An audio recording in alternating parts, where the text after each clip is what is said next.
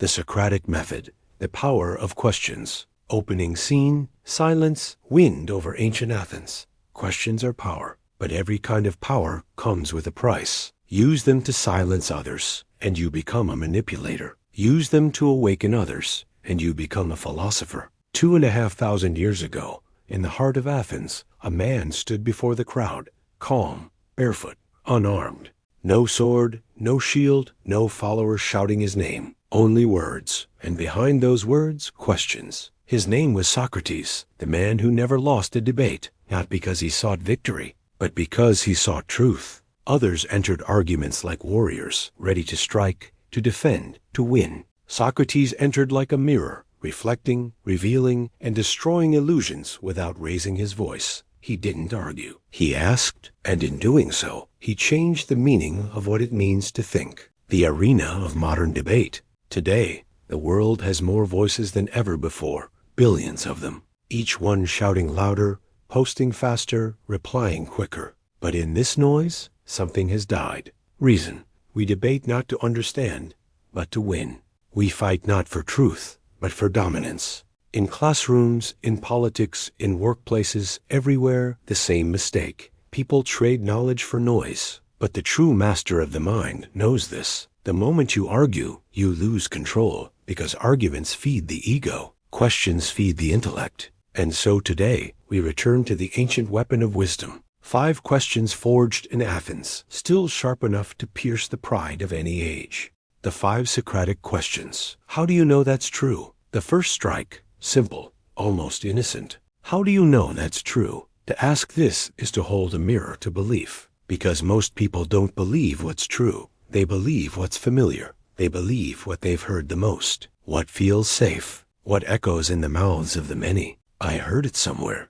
Everybody knows that. It's obvious. But Socrates knew that the obvious is often the enemy of the true. Once, a proud student said to him, "Reality is the only truth." Socrates smiled. "How do you know that's true?" The student answered, "Because everyone says so." Socrates leaned in, softly. "Everyone or you?" And silence followed, because the question pierced deeper than argument ever could. Every belief is a structure. A question digs beneath it. When the ground gives way, the tower falls on its own. In modern debate, this question disarms arrogance. When someone says, "You'll fail," ask, "Based on what evidence?" When they say, "It's impossible," ask, "How do you know?" And then, be silent. Silence is the knife that cuts through the noise. In that silence, they hear their own uncertainty for the first time. What are you assuming? Every argument floats on invisible assumptions, beliefs unspoken, often unknown. And this question, what are you assuming, is the light that reveals what hides beneath the surface. Someone says, "College guarantees success." You ask, "What are you assuming?" They hesitate, because beneath the surface, they're assuming everyone wants the same dream. They're assuming money is the measure of worth. They're assuming the system never fails. Expose the assumptions and the illusion collapses. In a debate, this question is not an attack, it's a revelation. It transforms confrontation into discovery. Seneca once wrote, "We suffer more in imagination than in reality." Most human suffering begins with assumption. I'm not good enough. People must like me. It's too late to change. Each of these thoughts rests on an unseen root. Uproot the root, and the fear vanishes. In debate, assumptions are the weak joints of any argument. Find them, touch them gently, and the whole defense trembles. What evidence would change your mind? This is the question that separates the thinker from the believer. Because a thinker is guided by truth, but a believer is guided by pride. Ask someone, what evidence would change your mind? If they answer, nothing, then they've confessed. They no longer think. They only believe. Socrates understood this better than anyone. He said, "No man can learn what he thinks he already knows." In debate, this question is your test of openness, for others and for yourself. Ask it to reveal the wall between truth and ego. A man says, "Capitalism is evil." You ask, what evidence would change your mind? If he says nothing, he's not debating, he's preaching. A woman says, "Technology is destroying humanity." You ask, what evidence would change your mind? If she can't name any, then reason has already left the room. In a world of shouting opinions, this question is the doorway back to sanity. Because the one who can change their mind can change their life. What would someone who disagrees with you say? This is the question of empathy, the rarest power in any debate. To understand your opponent better than they understand themselves. That is mastery. Socrates taught that truth is never one-sided. If you cannot see the other side, you do not yet see the whole. When someone says, "My view is the only correct one," ask, what would someone who disagrees with you say? Most will answer with mockery, not understanding.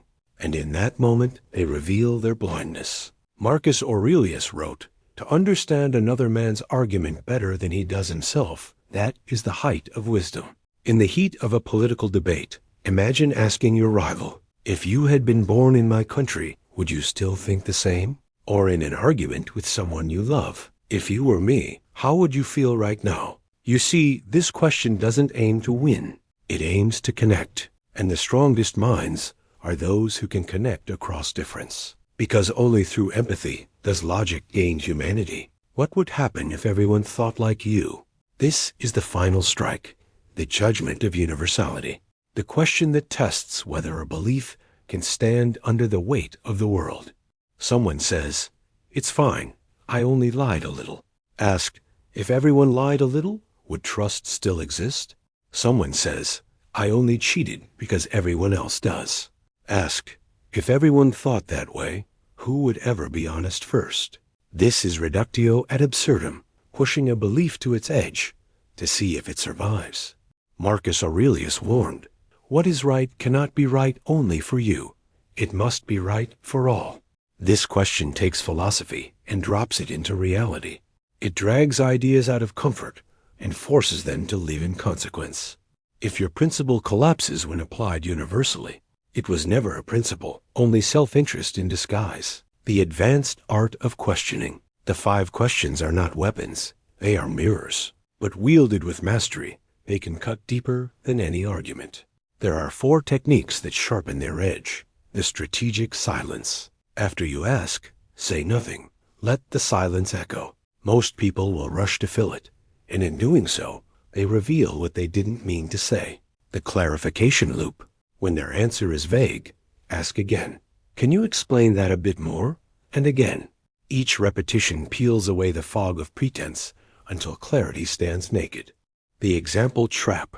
Ask for the real. "Can you give me a specific example?"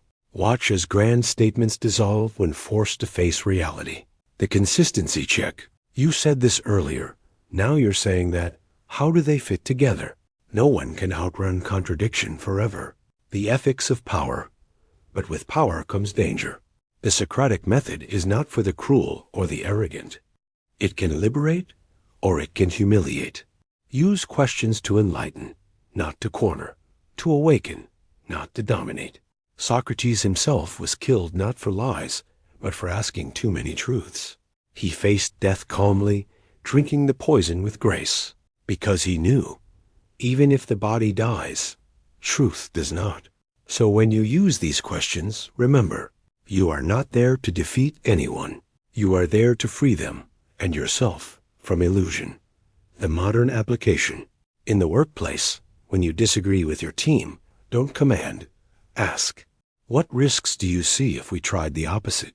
Questions invite collaboration, where orders create resistance. In sales, don't persuade, ask.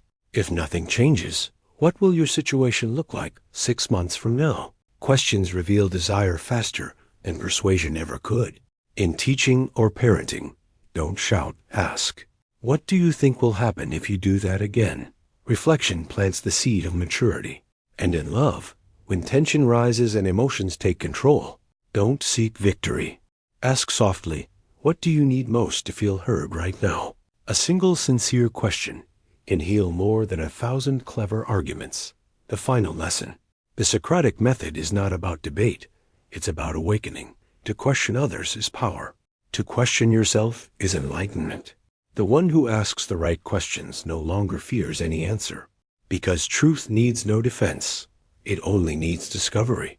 So when you face arrogance, don't argue. Ask. When you face ignorance, don't shout. Ask. When you face yourself and your own stubbornness, ask again. Because the mind that learns to question itself has already won the only debate that matters. Closing scene. Quiet music, fade to silence. Socrates once asked a question that still echoes through time. Are you sure you truly understand yourself? Maybe that's the only question the world still hasn't answered. So if you've reached this point, say only 3 words. I choose awareness. Because awareness is where wisdom begins, and where every argument finally ends.